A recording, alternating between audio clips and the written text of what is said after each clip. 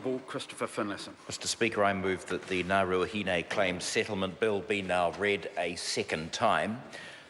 Sir, the bill gives effect to a deed of settlement between the Crown and Ngāruahine, which was signed near Harawa in August 2014. The settlement provides financial, commercial and cultural redress and acknowledges the losses suffered by Ngāruahine arising from very serious breaches of the Treaty of Waitangi. I acknowledge the work of the negotiators, some of whom are present in the gallery this morning, my ministerial colleagues and government and other agencies who have contributed to this bill.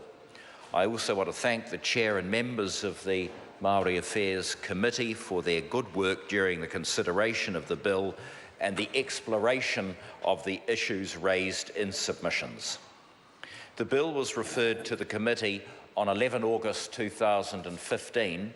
24 submissions were received from interested groups and individuals, and the committee heard 12 of these at hearings in Harawa and Wellington in November 2015.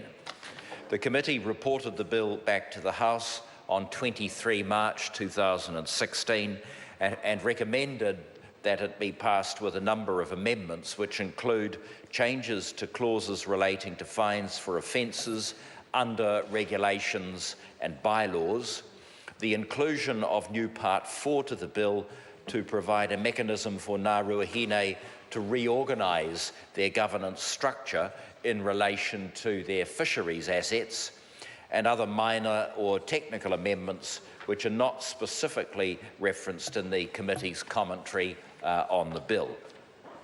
So there's one particular matter I want to refer to now.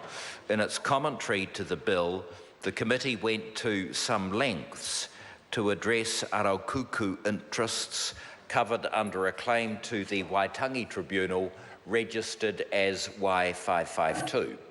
This was a key issue raised by submitters opposing the bill and is the subject of judicial review proceedings on appeal to the Court of Appeal and set down for hearing on 19 July. Araukuku is a Taranaki hapu that has whakapapa links both to Ngāti Ruanui and Ngāruahine. The committee noted in its commentary that while the claim settlement process does not allow it to address to its satisfaction the issues that some Araukuku individuals raised in submissions, it does not propose any changes to the bill and will continue to monitor the situation through the Post-Settlement Commitments Unit. On the related issue of the Stratford Power Station land, I acknowledge the committee's request for the Crown to make public statements in regard to this land, and I'll certainly consider that at the appropriate time. The other matter raised by the committee in its commentary related to concerns raised by Ngāruahine regarding the appropriateness of transferring future or contingent liabilities from their mandated iwi organisation to their post-settlement governance entity as provided for through the governance reorganisation provisions of the bill.